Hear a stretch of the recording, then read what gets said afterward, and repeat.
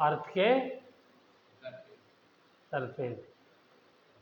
मैंने एग्जांपल दिया था, मान लो ये मोबाइल है, इसकी पोटेंशियल एनर्जी मुझसे कहा जाए निकालने के लिए, तो मैं क्या करूँगा, इसका मास इंटू जी इंटू ये सरफेस है, यहाँ से हाइट। लेकिन कोई आदमी अपना रेफरेंस नीचे वाले ग्राउंड फ्लोर के सरफेस को माने और पोटेंशियल एनर्जी निकाले, तो क्या गलत आएगा उसका आंसर? उसका भी आंसर सही आएगा, लेकिन वहाँ पे उसे स्पेसिफाई करना होगा मैंने ग्राउंड फ्लोर को रेफरेंस माना है, और जो यहाँ से मानेगा उसका आंसर भी सही है, उसे ये स्पेसिफाई करना होगा कि मैंने इस फ्लोर को अपना रेफरेंस फ्रेम मतलब रेफरेंस माना है। और कोई आदमी जो है वो सी लेवल को मान ले तो उसका आंसर भी सही आएगा, वो लिखेगा मैंने सी लेवल जो है वो लिया है। Got the point? तो रेफरेंस हम अपने सुविधा के अनुसार चूज करते हैं, अपने पसंद, अपने आसानी के लिए, कैलकुलेशन की आसानी के लिए हमें इजाज़त होती है कि हम कोई भी रेफरेंस ले सकते हैं, ठीक है ना, वो हमारे ऊपर होता है। तो ऐसी पोटेंशियल निकालने के लिए हमने एक इलेक्ट्रोड बनाया, उस इलेक्ट्रोड का नाम है standard hydrogen electrode, short form हो गया SHEC, ठीक है, नॉर्मल हाइड्रोजन इलेक्ट्रोड भी कहते हैं। तो उसकी कंस्ट्रक्शन हम लोग पढ़ेंगे आज, ओके। चलिए फिर उसके बाद आगे देखते हैं। तो वो रेफरेंस इलेक्ट्रोड हो गया, उसका पोटेंशियल हम लोग मान लेंगे कि इसका पोटेंशियल है 0, और उससे अब हम जितने भी इलेक्ट्रोड बनाएंगे, जितने भी मेटल के इलेक्ट्रोड्स बनाएंगे, वो सब उसके कंपैरिजन में उनका पोटेंशियल जो है हम लोग क्या करेंगे, कैलकुलेट करेंगे। तो आइए पहले बनाते हैं।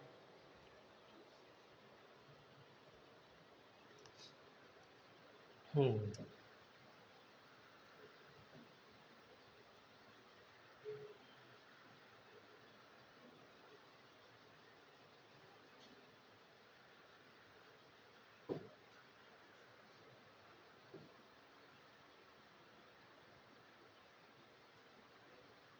हम्म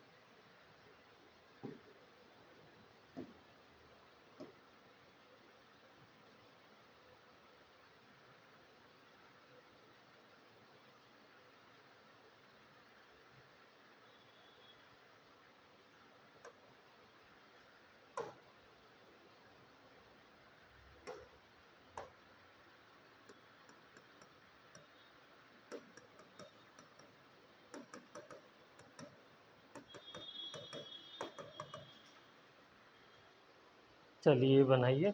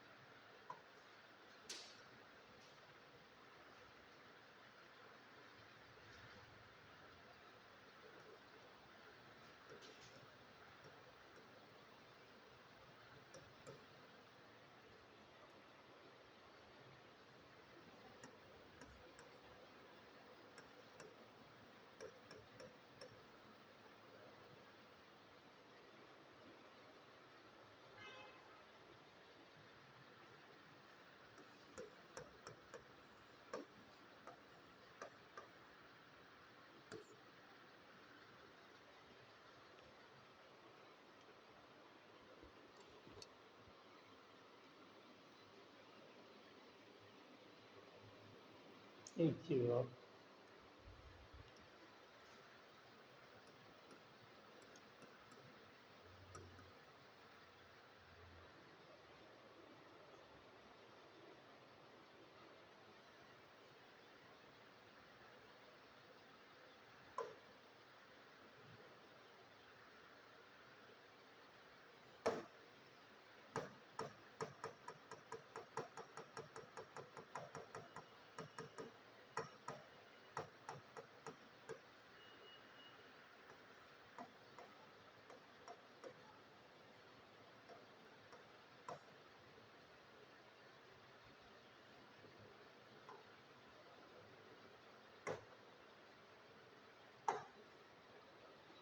ये है हमारा शी।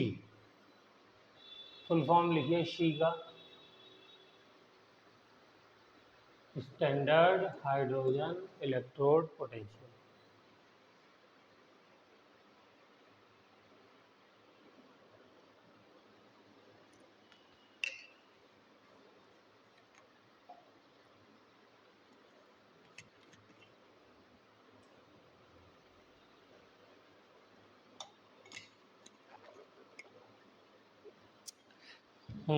अभिषेक ये बताओ, प्लेटिनम क्यों लिया है?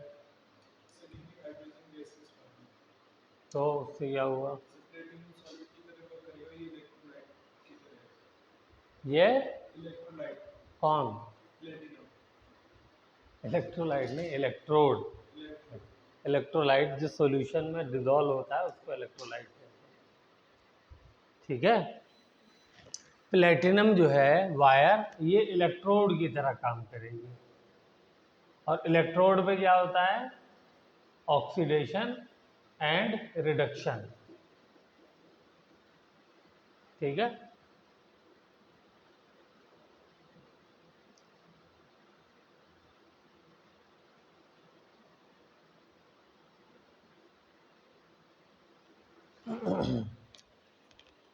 तो ये हो गया 298 केल्विन टेम्परेचर है। ये शी का कंस्ट्रक्शन है। अगर 3 नंबर का क्वेश्चन आ जाए बोर्ड में शी के कंस्ट्रक्शन में, तो इतना आपको डायग्राम बना देना है। ठीक है। अब इसके बारे में कुछ पॉइंट्स लिख लीजिए।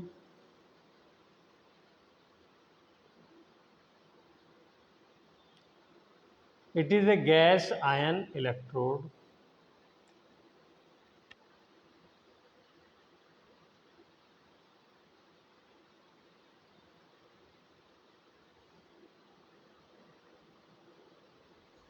गैस आयन इलेक्ट्रोड क्या है?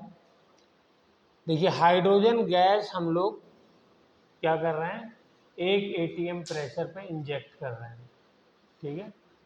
अब वो जब हम हाइड्रोजन गैस हम डालेंगे तो क्या होगा, पाइप देखिए क्लोज्ड है, उसको ग्लास जैकेट बोलते हैं, लिखिए ग्लास जैकेट।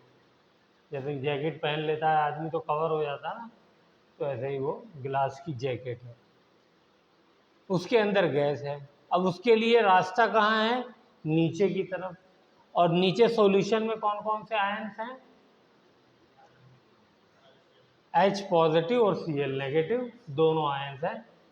तो वहां पर क्या होगा, या तो हाइड्रोजन गैस H पॉजिटिव में कन्वर्ट होगी, तो ऐसा होने पर क्या कहलाएगा, ऑक्सीडेशन। या ऐसा भी हो सकता है कि H positive ions hydrogen gas में कन्वर्ट हो जाए। तो अगर H positive ions hydrogen gas में कन्वर्ट होंगे तो वो क्या कहलाएगा, रिडक्शन। क्योंकि H positive ion electron accept करेगा तो हाइड्रोजन गैस बनाएगा, ठीक है ना। खैर अभी उसकी इक्वेशन वगैरह सब लिखते हैं। तो पहला पॉइंट लिख लिया, it is a gas ion electrode. दूसरा, it is a reference electrode, जो कि हमने बता ही दिया है। तीसरा, इट्स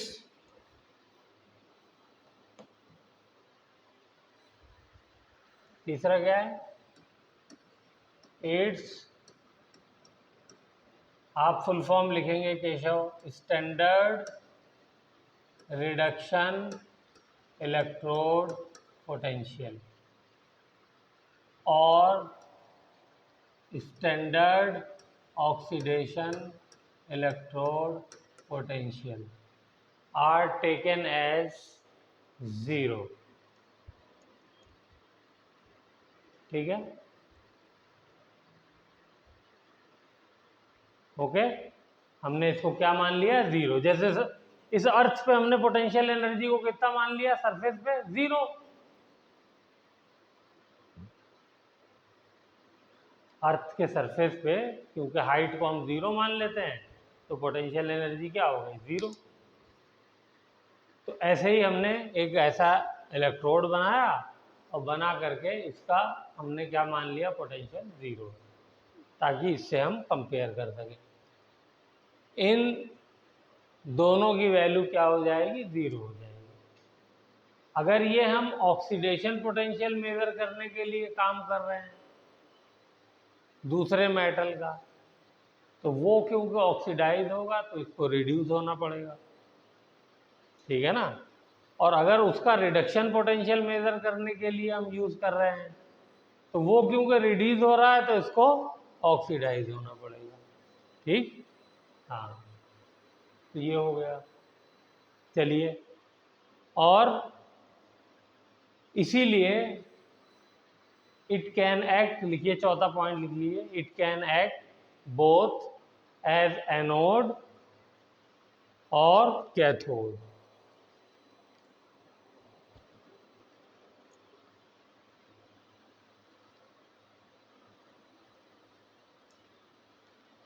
ठीक है, तो अब देखते हैं हम लोग, सपोज इसको मैं कह देता हूं केस 1, एनोड। एनोड की तरह काम कर रहा है, किसकी तरह काम कर रहा है, एनोड की तरह। इसका नाम क्या है, शी। देखिए एनोड की तरह कैसे काम करेगा, पहले मैं आपको डायग्राम बना करके दिखाता हूँ। छोटा सा ही बना दूं, नन्ना सा, चलो यही बना देता हूँ। एक तो मैं पहले इसकी कॉपी बनाता हूँ, हाँ।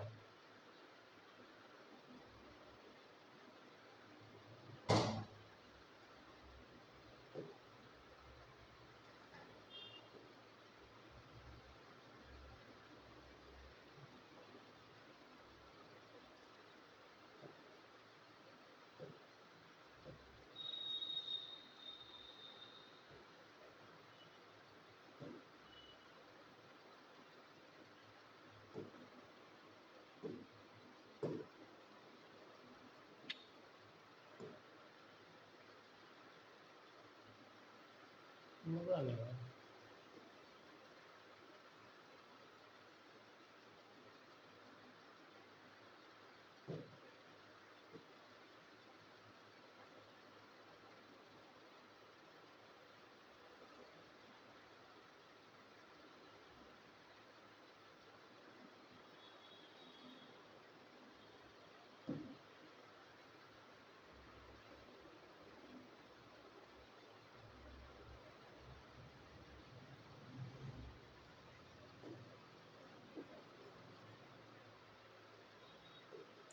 चलो यार छोड़ो, ऐसा करते हैं हम लोग एनोड का काम कराना है इसको। और डैनियल सेल हम लोग पढ़ चुके हैं जिसमें कॉपर और जिंक का इलेक्ट्रोड लिया था। तो एनोड के अंदर मैं क्या करने वाला हूं, मैं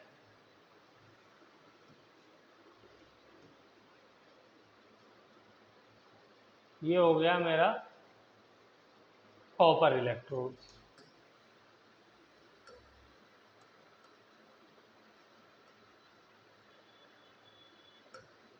कॉपर इलेक्ट्रोड क्या काम करता है, कैथोड का।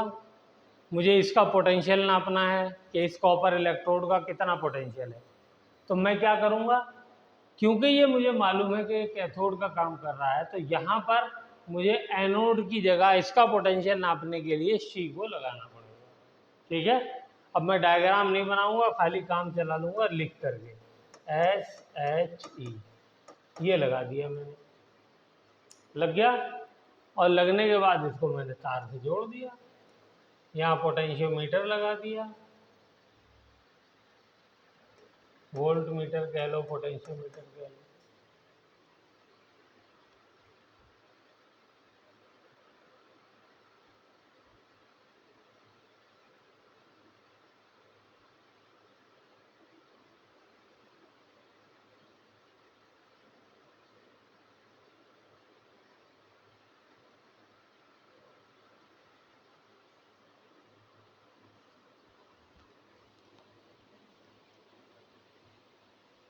तो अब यहाँ पे जो रीडिंग लेंगे हम, वो किसकी रीडिंग आएगी, ये तो जीरो होगा, ईएमएफ ऑफ सेल आ जाएगा। क्या आ जाएगा, ईएमएफ ऑफ सेल। अभी फॉर्मूला क्या बताया था ईएमएफ सेल का, ईएमएफ ऑफ सेल, यानी सेल जो हमने बैटरी बनाई है एक कैथोड एक एनोड से, उसका जो पोटेंशियल है उसको हम क्या दूसरा नाम क्या देते हैं, ईएमएफ, इलेक्ट्रोमोटिव फोर्स।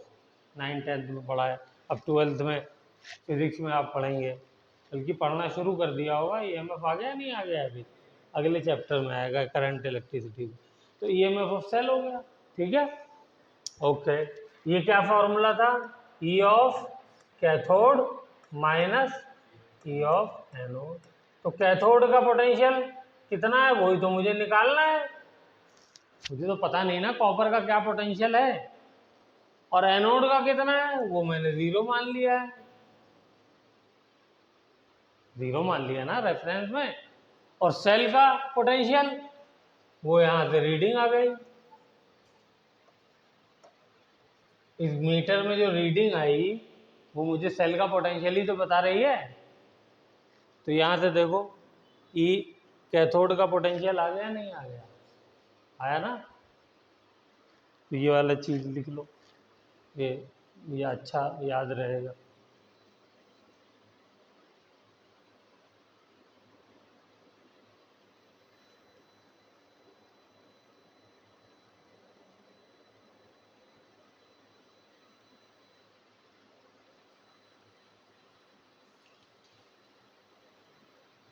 हो गया,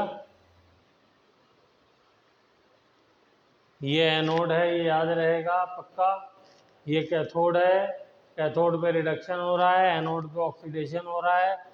मैंने एनोड का केस लिया है इसलिए मैंने इसको एनोड की जगह लगाया। अभी कैथोड वाला भी ले लेते हैं। तो कैसे मैं इसका पोटेंशियल निकाला है, सिर्फ इस कॉपर रॉड का कैसे निकाला है, ये फॉर्मूला सेल का आता है, ये हमने सीखा है। यहाँ पे नॉट नहीं लगाया, नॉट का मतलब क्या था, स्टैंडर्ड, कंडीशंस में जो पोटेंशियल कैलकुलेट किया जाता है उसके लिए नॉट लगाते हैं, और ये फॉर्मूला भी वहीं पर वैलिड है। स्टैंडर्ड कंडीशन क्या है? कंसंट्रेशन 1 मोलर होनी चाहिए, जो भी सॉल्यूशन है इसके अंदर हो चाहे इसके अंदर हो। देखो 1 मोलर लिया नहीं लिया है। प्रेशर कितना होना चाहिए? 1 atm, देखो 1 atm प्रेशर लिया, ठीक है।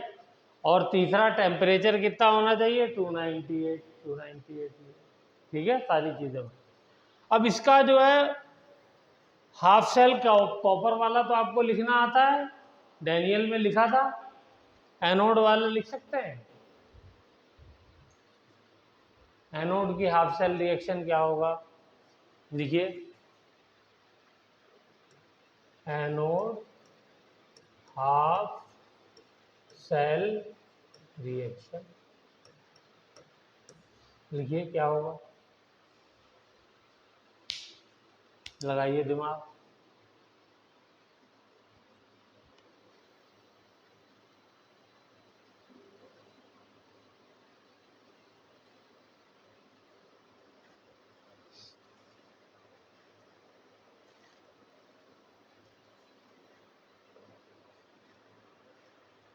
बस एक चीज सोचनी है आपको, एनोड पे ऑक्सीडेशन होता है और किस चीज, कौन सी चीज ऑक्सीडाइज हो रही होगी? एक ही चीज है, हाइड्रोजन गैस, वो ऑक्सीडाइज होगी। तो हाइड्रोजन गैस को ऑक्सीडाइज करा दिए, कैसे होगी? H2 gas will be converted into 2H plus, और 2 इलेक्ट्रॉन, जब इलेक्ट्रॉन लूज करते हैं तभी तो ऑक्सीडेशन होता है। हो गया नहीं हो गया? हाँ, अभी तो बेटा मैंने रिएक्शन लिखा है, सेल तो लिखा नहीं है, ठीक है ना। अभी क्या लिखा है? रिएक्शन। अब आप हाफ सेल को कैसे लिखते हैं वो लिख दीजिए। हाफ सेल को कैसे रिप्रेजेंट करते हैं वो रिप्रेजेंट करिए। जब मैंने रिप्रेजेंट सिखाया था तब थे तुम केशव? हाफ सेल और फुल सेल को कैसे दिखाते हैं? तो देखिए हाफ सेल को कैसे रिप्रेजेंट करते हैं, इधर देखो, इधर देखिए, बीच में बनाते हैं सॉल्ट ब्रिज। लेकिन सॉल्ट ब्रिज जब बनाते हैं जब पूरी सेल लिखते हैं, हाफ सेल में नहीं बनाते हैं। तो हाफ सेल में हम क्या करेंगे? हाफ सेल में सिर्फ अगर ऑक्सीडेशन हो रहा है तो ऑक्सीडेशन वाला लिख देंगे, रिडक्शन हो रहा है तो रिडक्शन वाला लिख देंगे। तो कैसे लिखेंगे?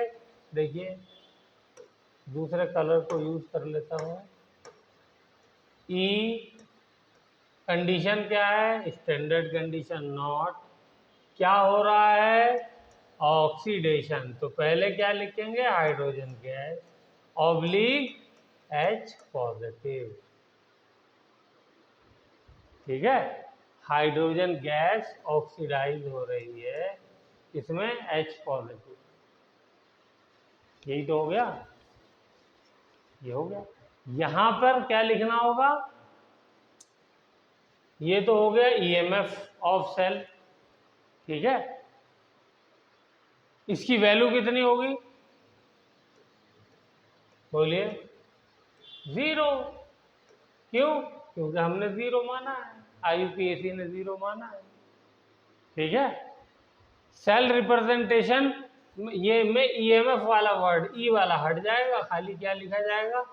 PT solid oblique H2 gas oblique H positive, बस इतना हो जाएगा, ठीक है। वो ऊपर वाला क्या है? EMF शो करने का तरीका है, और नीचे वाला क्या है? हाफ सेल शो करने का तरीका है।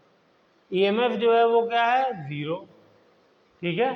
अब बिल्कुल आप फटाफट 2-3 मिनट में मुझे जिंक के लिए रिपीट करके दिखा दो यही सारी चीजें, ठीक है ना। बस जिंक में क्या हो जाएगा?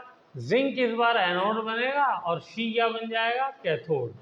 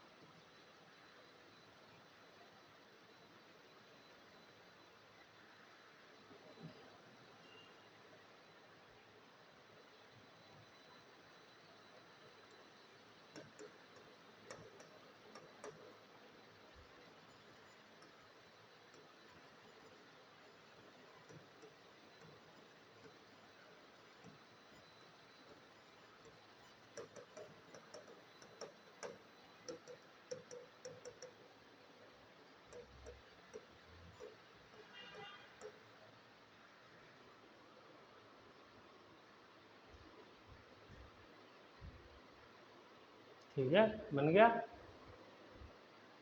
अब इसका हाफ सेल रिएक्शन लिखिए।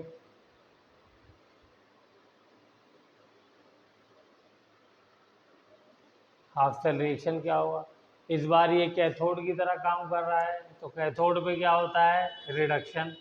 तो इस बार क्या होगा, यहाँ पे जो H positive Cl negative ions हैं, तो H पॉजिटिव आयन जो है वो इलेक्ट्रॉन एक्सेप्ट करके हाइड्रोजन गैस बना रहा हो, ठीक है ना। और 2 इलेक्ट्रॉन और 2 एटम ले लेंगे तो ये हाफ वाला फैक्टर हट जाएगा, 2 तो मल्टीप्लाई कर दीजिए। पहले वाले में क्या हो रहा था, उल्टा हो रहा था रिएक्शन, यही उलट दीजिए बस। तो यहाँ पर सेल रिएक्शन हाफ, पूरा नाम लिखते हैं, cathode half cell, cathode half cell reaction क्या हो जाएगा, H प्लस 2 ही ले लेता हूँ, 2 electron gives rise to H2 gas. Okay, हो गया।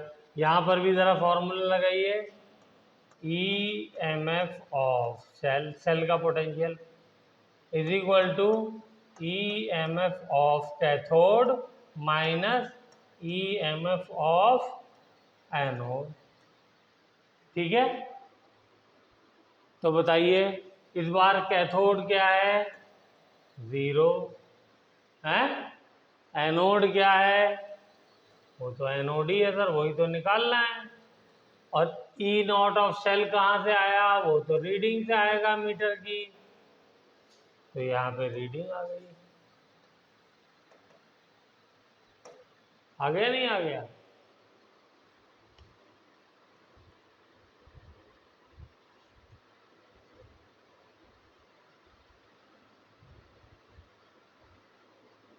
ठीक है। और क्या लिखें, चलिए हाफ सेल रिएक्शन लिख दिया, कैसे, रीडिंग से हमने जिंक इलेक्ट्रोड का पोटेंशियल यानी स्टैंडर्ड इलेक्ट्रोड पोटेंशियल जिंक का क्या है ये कैसे आएगा, और ये सारा कैलकुलेट करके किताब में टेबल की फॉर्म में लिखा हुआ है, हमारी NCERT में भी 50-60 एलिमेंट का लिखा हुआ है, ठीक है, मैंने कहा था उसको चेक कर लीजिएगा। अच्छा, अब ये बताइए इसको EMF वाले फॉर्म में कैसे लिखेंगे, इस वाली फॉर्म में लिखिए, बोलिए कैसे लिखा जाएगा, इसको लिखा जाएगा E नॉट, इस बार क्या हो रहा है शी पे, रिडक्शन, तो कैसे हो रहा है, ऐसे हो रहा है, तो यहाँ पे H पॉजिटिव जो है आयन, जो कि एक्वस बोला जाएगा, वो किस में कन्वर्ट हो रहा है, H2 गैस में कन्वर्ट हो रहा है, तो ऐसे लिख देंगे, ये इसमें जा रहा है, यहाँ पे H2 गैस H प्लस में जा रही थी, तो ये कौन सा कहलाता है, इसकी भी वैल्यू क्या होगी, 0 होगी, इसका नाम क्या होगा अभिषेक, स्टैंडर्ड रिडक्शन इलेक्ट्रोड पोटेंशियल, इस वाले का नाम क्या था, स्टैंडर्ड ऑक्सीडेशन इलेक्ट्रोड पोटेंशियल,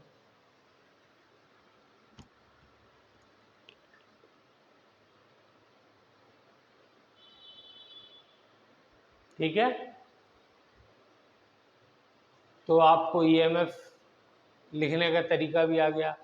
अब सेल, हाफ सेल रिप्रेजेंटेशन कैसे करेंगे, बोलिए, हाफ सेल रिप्रेजेंटेशन कुछ नहीं, शी के अंदर प्लेटिनम रॉड है, ठीक है ना, प्लेटिनम का इलेक्ट्रोड है, क्योंकि गैस का तो इलेक्ट्रोड बन नहीं सकता, तो उसका ऑक्सीडेशन इलेक्ट्रो और रिडक्शन होने के लिए कोई सरफेस चाहिए, तो वो सरफेस क्या होता है, प्लेटिनम इलेक्ट्रोड प्रोवाइड करता है। और हमने ये जो नीचे चौकोर सा लिया है ना, ये प्लेटिनम की ही फॉयल है, फॉयल जानते हैं ना, जैसे एल्यूमिनियम की फॉयल आती है, ऐसी प्लेटिनम की फॉयल है, और उस पर जो डॉट डॉट बनाया है, मालूम है क्या है, उसको खुरदरा कर दिया है, क्यों, खुरदरा करने से ये फायदा हो गया है कि उसका सरफेस एरिया बढ़ गया है। तो जब आप गैस ऊपर से भेजोगे हाइड्रोजन गैस यहाँ से, तो इस वाले खुरदरे वाले स्पेस में क्योंकि सरफेस एरिया बढ़ गया है, तो हाइड्रोजन गैस आकर के ज़्यादा क्वांटिटी में डिपॉजिट हो जाएगी। सोचो हो जाएगी नहीं हो जाएगी? मान लो ये बिल्कुल स्मूथ सरफेस है, डस्ट को बैठना है तो यहाँ आएगी, बैठ गई। लेकिन अगर यही खुरदरा हो तो ज़्यादा डस्ट बैठेगी नहीं बैठेगी? अंदर भी तो जाएगी ना, पोर्स के अंदर, तो क्वांटिटी डस्ट की बढ़ जाएगी। लेकिन अगर बिल्कुल स्मूथ है तो क्वांटिटी डस्ट की कम रहेगी। तो इसलिए उसको क्या करते हैं, थोड़ा सा रफनेस रहती है सरफेस में, और एक स्क्वायर शेप में प्लेट टाइप हो गई, फॉयल हो गई। ठीक है, तो प्लेटिनम ब्लैक जो है वो क्या करता है, लिख लीजिए उसको, ये जो 2-3 बातें बताई हैं ये लिख लीजिए। It has some rough, platinum black has some rough surface so that more hydrogen gas can be adsorbed। इस फिनोमिना को कहते हैं एडजॉर्प्शन। एक होता है एब्जॉर्प्शन, एक होता है एडजॉर्प्शन। दोनों में फर्क जानते हैं? क्या फर्क होता है बताइए? हाँ, एब्जॉर्प्शन मतलब जैसे स्पंज वगैरह में अंदर की तरफ सक कर लेता है।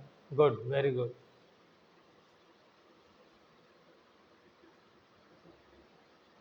ठीक है, platinum black provide the surface for the oxidation and reduction of hydrogen. ठीक है ना, ये 2-3 काम होते हैं।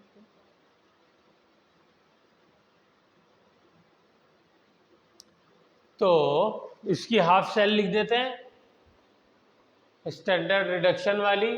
तो क्या हो जाएगी रिडक्शन वाली हाफ सेल, यही लिख देता हूँ, H प्लस एक्वस किस में कन्वर्ट हो रहा है, H2 गैस में। ये इसकी हाफ सेल वो हो गई रिप्रेजेंटेशन।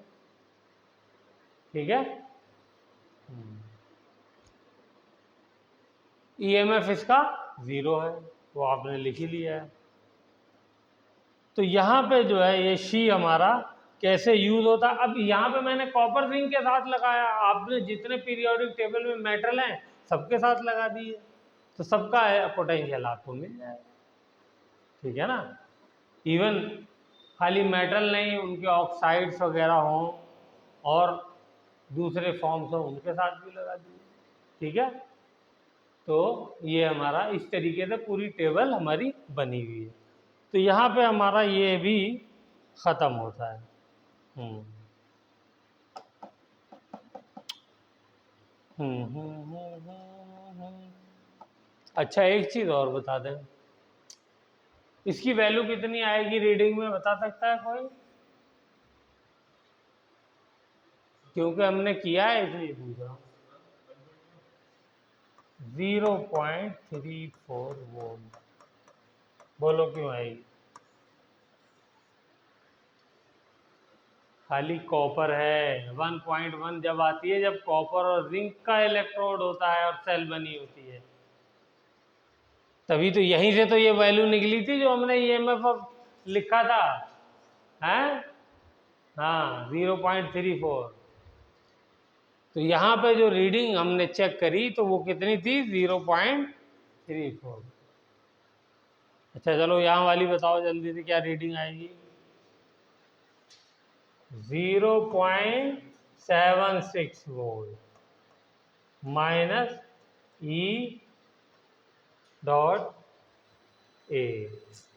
और ये एनोड किसका बना हुआ है, जिंक का, तो जिंक वाला लिख दीजिए। और जिंक पे क्या हो रहा है, ऑक्सीडेशन, तो Zn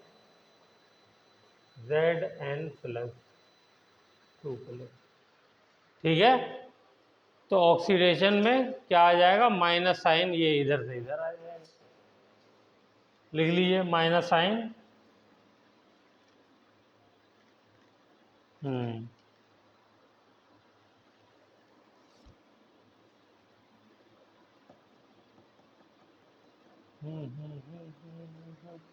एक चीज़ हम लोग